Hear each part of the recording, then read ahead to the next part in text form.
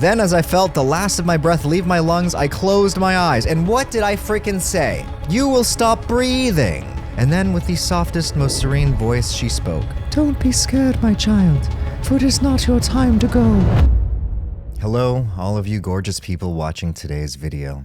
In today's video, we're going to be reviewing a trip report on Arrowwood, and in this series, what I like to do is read the story for the first time. I've never read the story, it was sent to me, or it's rather Cody picked it, and then I'm going to assess whether or not they proceeded with caution, whether they followed proper safety protocol. I'm going to be rather critical sometimes of the writing, just a warning there. If that bothers you, click off the video. The whole point of me is to basically judge their experience in the view of, are they following safe use and harm reduction practices? And to be clear, this video series is not done to promote or glorify the use of any of these compounds. In fact, usually it's quite the opposite. We preach that the best form of harm reduction is always going to be abstinence, meaning just don't touch this shit. Anyway, for today's story, it is titled The God Dose, and it is a combination of 5-methoxy-DMT and cannabis.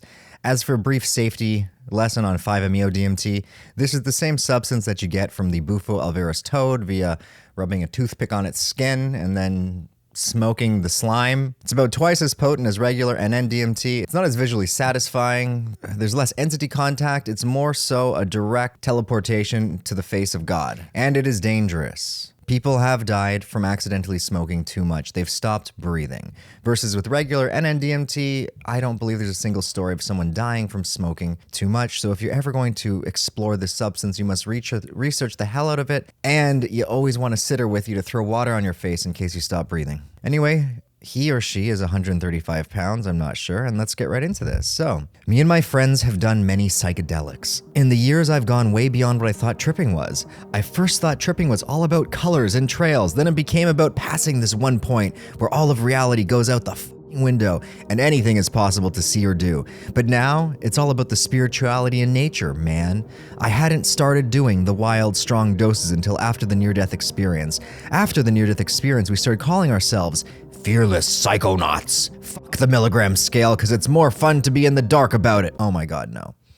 An active dose of 5-MeO-DMT is, I mean, you can go far on even 8 milligrams. 8 milligrams, if you don't have one of those like $500+ accurate lab grade scales, is going to be exceedingly difficult, nay impossible to accurately measure out. And most people are just using one of those $20 jewelry Amazon scales. That's what I used for the longest time. And anything below about, I don't know, 30 milligrams, it can't accurately touch. 30 even might be stretching it, to be honest. I feel like it's only accurate at like 100. So unless this guy, like when you're taking 5-MeO, you need to, oh man, you got to be really careful because you can die and an active dose is so low. So saying being in the dark without scales is just leading me to believe this is an actual near-death experience.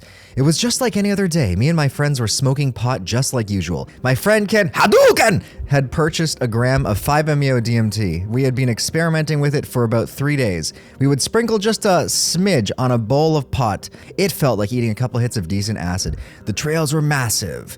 The colors were prevalent, and even though there was an uncomfortable body rush at first, it was the bomb. So me and Ken were sitting in his room. He had already come down from the smoking some 5-MeO. He smoked it about 20 minutes before I took the hit. Ken is my most experienced friend while tripping. He has eaten 12 hits of acid all at once with no tolerance. He was the one that showed me colors and trails are only the first step into a completely different universe.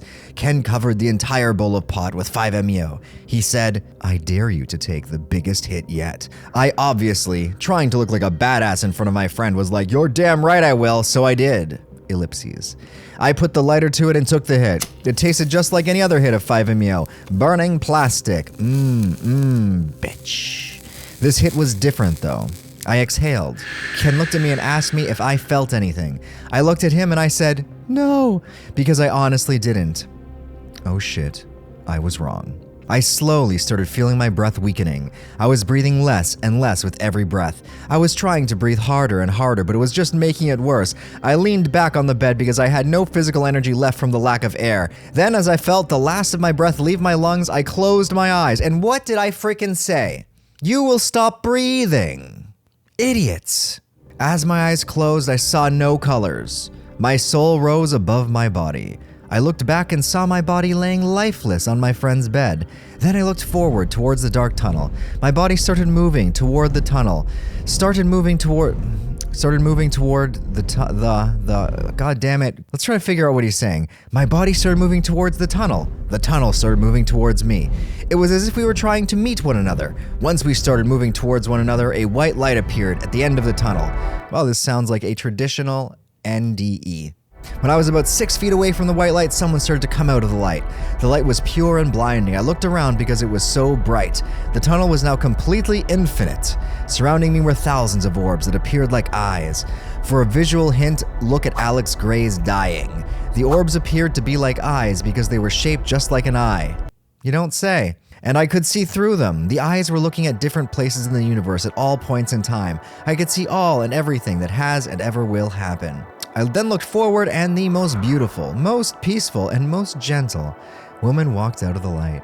Her hair was brown, her cheeks were rose-colored, and her skin looked softer than the petal of a rose. She was wearing a white robe that had a hood that was up, and the robe covered her whole body. And then, with the softest, most serene voice, she spoke. The first thing she said was, "Don't be scared, my child, for it is not your time to go." Then all the fear that I had instilled in my body went away. I didn't know why, but I knew I could trust her. Then every question I ever had about life, religion, or God was answered. It's hard to say everything that was told to me because it's difficult and it chokes me up every time I think about it, but I'll try to state everything the woman had said to me. The woman told me that no religion is wrong because it is just the word of God being seen and spoken through another person's eyes. You can only sway a person's thoughts because a person will always think what they want, because they think it's their life and their rules. The woman said, we are born. Then we are meant to enjoy all of life. The good, the bad, and everything in between. Because that is the meaning of life, to simply enjoy it. Because that was God's gift to us as her children. The most precious thing God could provide us with. Life. She said when we die, our soul returns back with God, and our body is meant to stay on the earth to fertilize other life, such as plants. Everything happens in cycles, just like our lives. It's the same with all everyday occurrences. Then after we return with God in heaven, we get to receive all the riches of the afterlife.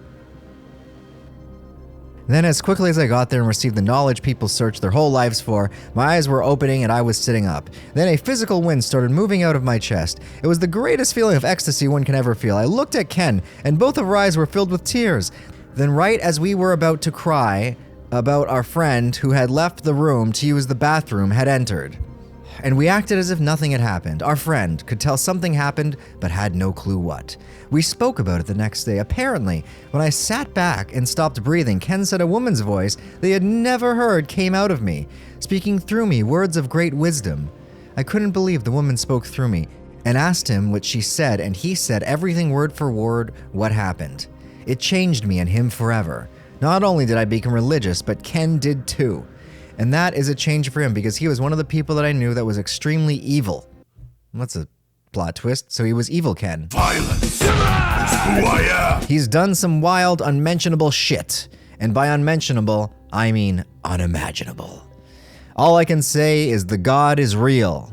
I spoke to the Mother Mary, and it doesn't matter if you can believe me or not because God and I know the truth. I am an agnostic turned completely around into a religious person. This happened in the year 2003. He is male, he didn't want to give his age, and was published in 2010. Good job. Good job. You've turned the psychedelic experience into something religious. And I find it very fascinating how people who maybe believe in Hinduism might see the Hindu gods appear. They might see Shiva.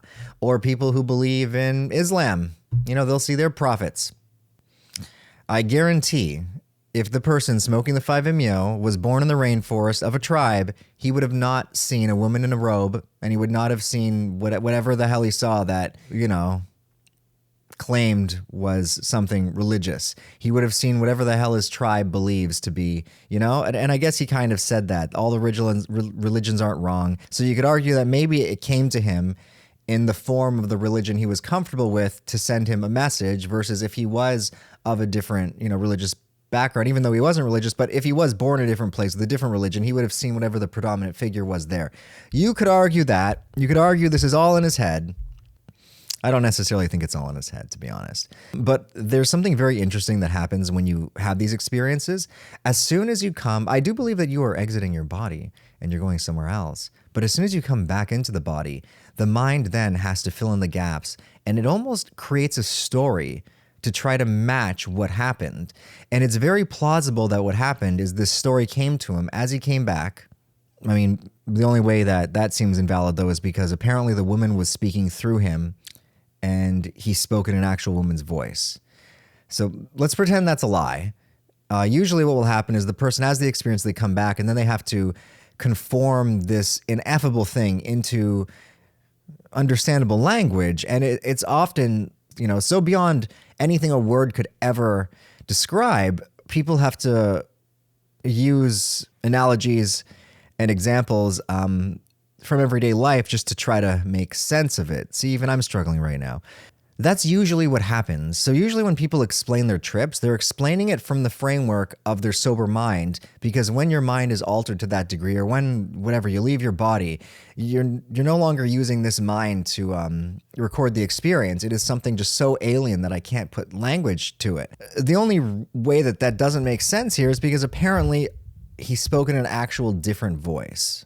Which leads me to believe this story is absolute and utter fucking bullshit. I think he's lying. Like, straight up, this guy is full of shit. He might have some kind of motive for writing this. Maybe he did have a really religious experience and he wanted to touch it up a little bit, add some, sprinkle in some bullshit to make it sound even more unbelievable, to get people to read it and be like, oh my God, God is real. Because what really got me is this whole bit about the riches of the afterlife? Then after we return with God in heaven, we get to receive all the riches of the afterlife. It just kind of contradicts what he said. So the whole point of being here is to live life. But like, if you knew that there was riches in the afterlife to be had, couldn't you put off living your life and just look forward to your death? And it can be used as a way to manipulate people and make them just put up with a shitty life with the promise of their death will at least be fantastical. Like, there's so many problems that I have with this. And it was almost well written, except there was a few times where it's like, why could he not read it back and just fix the mistakes? But whatever, that's just me being, I guess, a grammar Nazi here or something. Regardless, it was a good story. It is evident of some types of experiences that can happen. He did not practice any fucking safety. There's a good chance that he actually did stop breathing, because if you don't weigh out your doses, people have died. So what would I have done differently is get an accurate scale and don't do this tough guy macho man bullshit where you think you can just take a big dose, because when you die, it happens really quickly. There's usually not a warning. It's 1 second you're alive, the next you're not. You don't get a warning. You're just fucking gone. So don't play games with your life trying to show off to fucking Ken. Okay? Stupid. Stupid, stupid. This story has potential, but just so reckless. Unnecessarily reckless. People die every day. Every single day from being reckless like this. Don't be one of them. Anyway, if you enjoyed this video, head on over to psychsubstance.shop to get one of our very own trip blankets. If you enjoy this content, head over to our Patreon page where you can pledge as little as $2 to see uncensored videos that we can't show on the YouTube. And as always, leave a comment for the algorithm, hit the like button, and I will see you guys all in the next video. Cheers.